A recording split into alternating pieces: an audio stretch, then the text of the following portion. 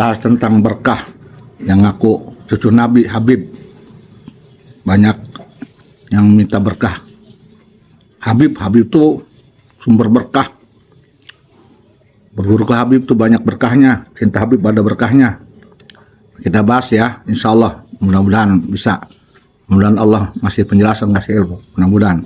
Tapi ini saya sambil minum ini nih. Bismillah. Bismillahirrahmanirrahim.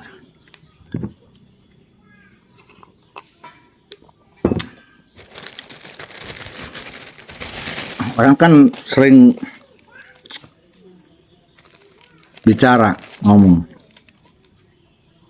Si fulan berguru mendapatkan berkah, mencari berkah. Berguru ke Habib itu berkah. Ada berkahnya. Dijamin masuk surga. Dicintai Rasulullah Muhammad SAW. Kalau benci Habib sama dengan menyakiti Rasulullah Muhammad SAW. Kalaupun kau ibadahnya biasa-biasa aja, nah, asal kau cinta Habib, kau akan masuk surga. Percuma engkau punya ilmu apapun, ibadah apapun, kalau kau benci Habib, tidak ada manfaatnya. Di itu ada oknum Ucrit tuh. Oknum Ucrit, saya nggak manggilnya Habib. Oknum Ucrit yang ngomong kayak gitu. Mencuci otak orang-orang. Bismillah.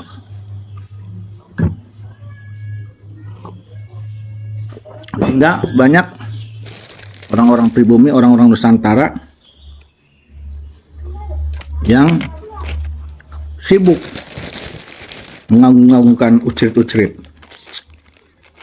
Berharap supaya dapat berkah dari Ucrit. Apakah mengharap berkah itu bagus? Bagus, boleh. Ada keberkahan dari sebuah kebaikan dari orang yang soleh, boleh.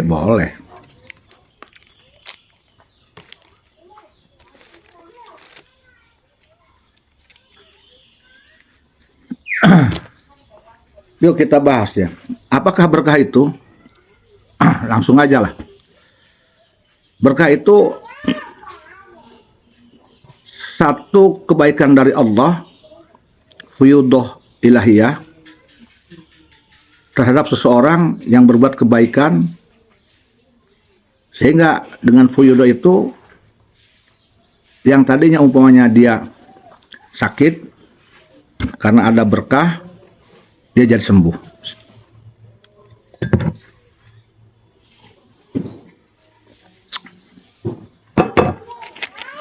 Contoh umpamanya lagi, kalau dia pedagang, yang tadinya dagangannya sepi, karena ada berkah, siapa aja nih? Ada berkah ulama, berkah gurunya, dagangannya laris. Dan banyak lagi contoh-contoh berkah. Yang tadinya bodoh jadi pinter, tadinya miskin jadi kaya. Ya. Peningkatan kebaikan-kebaikan dari hari ke hari. Dan tidak ada efek sampingan. Itulah berkah.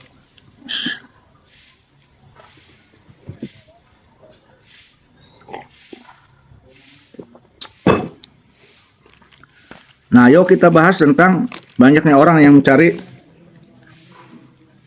berkah berguru kepada Ucrit. Yang gak manggil Habib ya, Ucrit.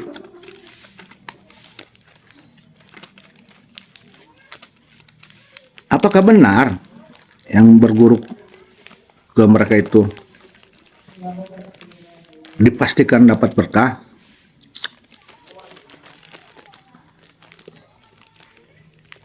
Tentu mungkin ada yang benar dapat berkah.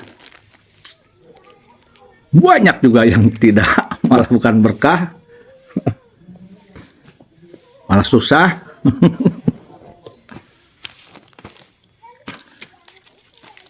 Ada memang benar umpamanya nih Habib memang Habib benar Habib, ketika kita berguru kepadanya mendapat berkah. Ya kalau memang benar-benar Habib secara akhlak ada emang. Tapi ada juga yang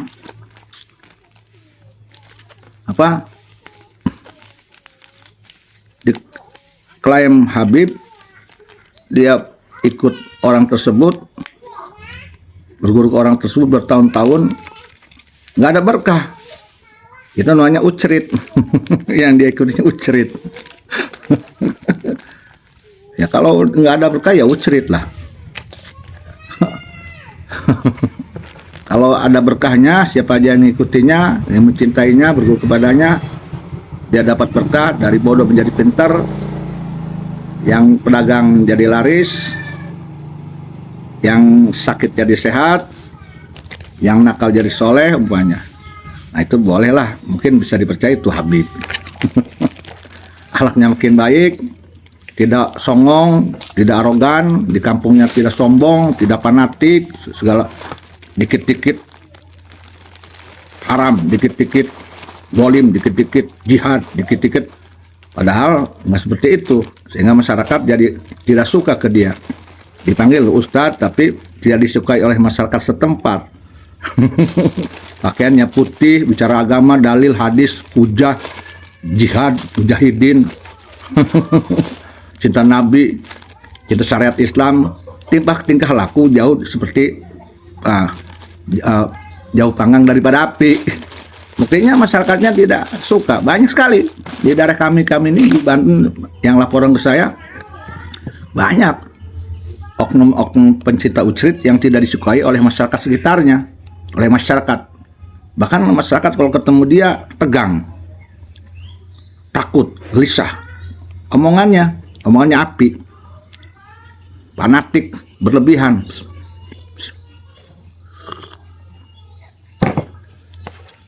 Bicara kayak seperti tahu paling tahu pada Allah. Bicara seperti paling tahu pada Nabi Muhammad, pada surga neraka. Maaf nih. Orang-orang yang bicara seperti paling tahu pada Allah, paling tahu pada Nabi, pada agama Islam, paling ngerti. Mestinya kan sangat mudah menaklukkan dunia, sangat mudah menaklukkan harta. Dan itu sebagai bukti dia dapat berkah dari Habib. Tapi faktanya saya tahu kok. Saya tahu di sekeliling kami nih, saya nih di mana-mana daerah, saya kan sering cek ombak, saya sering utus orang-orang untuk menelusuri, investigasi, mencari tahu, membuktikan, survei lah, observasi. Saya ngutus orang-orang agar tidak sudon, ngecek langsung orang-orang yang sering ngomong pecinta Habib, muhibbin Habib, Duriatun Nabi. Penasaran saya ingin tahu kesehariannya.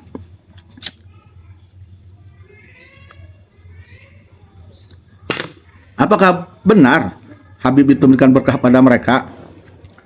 Apa buktinya? Apakah benar mereka setelahnya mencintai Habib yang dia cinta itu? Ada bukti berkahnya? Setidak-tidaknya ada yang dohir peningkatan ekonominya, tidak ada masalah ekonomi, kemudian ada hikmahnya, akhlaknya makin baik, ilmunya makin bagus, makin lembut, terbukti dengan banyak disukai oleh masyarakat setempat, sekeliling setempat, di kampung, janganlah sekecamatan, sekampung lah disukai, anaknya baik, istrinya baik. Nah itu saya mencari tahu. Nah ya, saya katakanlah ibaratnya kalau ngomong bohongnya, saya nanam orang tuh di daerah-daerah yang ada kelompok-kelompok pengagum ucrit tuh di sekitar Banten tuh, tanam orang, observasi, analisa. Ya insya Allah ya mudah-mudahan nggak sebentar tuh menganalisa.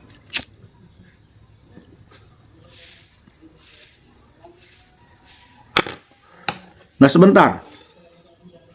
Saya tidak ingin menilai seseorang itu hanya dari penilaian a priori, penilaian suudon. Makanya saya ingin membuktikan secara fakta,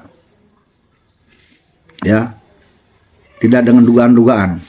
Oleh karena itu, terkadang saya nanam orang lah di daerah-daerah di mana tempat berkumpulnya oknum-oknum ustadz atau yang aku ustadz kiai atau muhibin para ucrit, yang dulu saya bilang ucrit ini istilahnya kalau dulu saya manggil Habib, ya, muhibin Habib.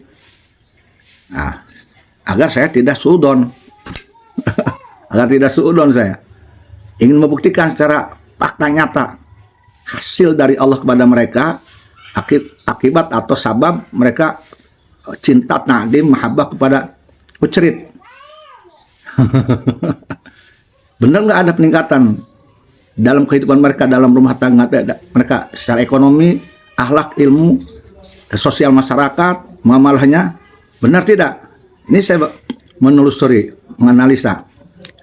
Ya, katakanlah saya nanam orang-orang lah. Hasilnya, nah ini insya Allah nih. Nah, beberapa akan saya sampaikan nih.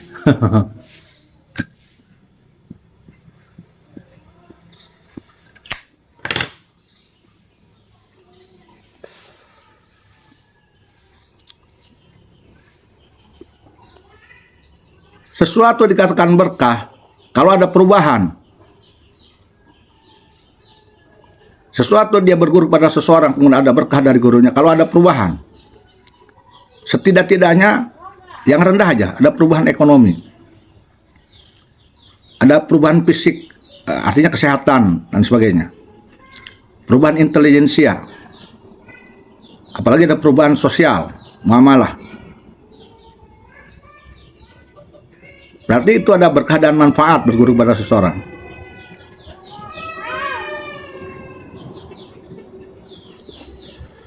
Apalagi dia ada perubahan akhlak, tingkah laku, sehingga akhlaknya disukai oleh masyarakat sekitar. Berarti memang dia dapat berkah dari Allah, wasilah berguru kepada orang tersebut, dapat taufik hidayah dari Allah, wasilah berguru pada orang tersebut. Rezekinya bertambah, akhlaknya bagus, sehingga hikmahnya dia disukai oleh masyarakat. Kedatangannya disambut, ketiadaannya ketika tidak ada dirindukan. Pembicaraannya didengar, nasihatnya dinantikan. Berarti memang dia dapat berkah dari berguru pada orang tersebut. Tapi faktanya, maaf, tidak seperti itu. 90% tidak seperti itu.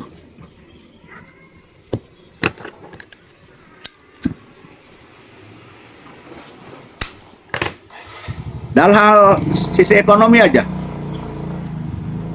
saya punya banyak kenalan mukibin ucrit tuh. Maaf, dalam hal ekonomi mereka banyak kesulitan.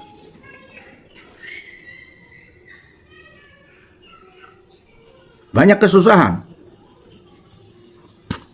Terkadang mereka mau demo aja ke Jakarta, banyak dulu zaman-zaman demo, mereka dawir, ngemis. Ada yang ngemis ke saudara saya untuk biaya anaknya dan sebagainya. Berkahnya mana itu? Katanya berguru ke Habib itu berkah. Makanya tidak ada peningkatan secara ekonomi, rumah biasa-biasa aja. Maaf ini, saya bukan ngejek, bukan menghina. Ini saya bicara fakta. Rumahnya biasa-biasa aja, nggak ada peningkatan. Usahanya biasa aja, bahkan makin menurun. Dia minta ngemis masih ke temannya, ke yang lain, terkadang juga ke saudara saya. Keluh kesah tentang ekonomi juga, dia sering ke saya, sering ngeluh ke yang lain. Jadi pertanyaan, berkahnya mana? Kalau memang itu ucrit itu digurui, dicintai, itu ada berkah, tentu dong pengikut-pengikutnya, mukibinnya, jongos-jongosnya itu tidak ada keluh kesah, khususnya tentang ekonomi aja dulu. Nggak ada.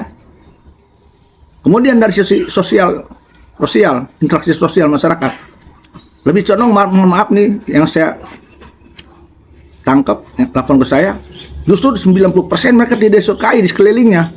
Karena arogan, sombong, fanatik, so pintar, so suci, so benar. Tapi dia sendiri tidak mampu melaksanakan kebaikan itu sendiri. Congornya kasar, kelakuannya kasar, orang segampang sekali menghukum, menjustifikasi. Dari mana mungkin mereka, para masyarakat kan suka orang tersebut. Ya, yang diproklamikan modusnya itu cinta Rasul, cinta Nabi dengan mencintai Habib. Tapi perbuatan dia tidak mencerminkan orang yang mencintai Allah, Rasul, Nabi. Tidak.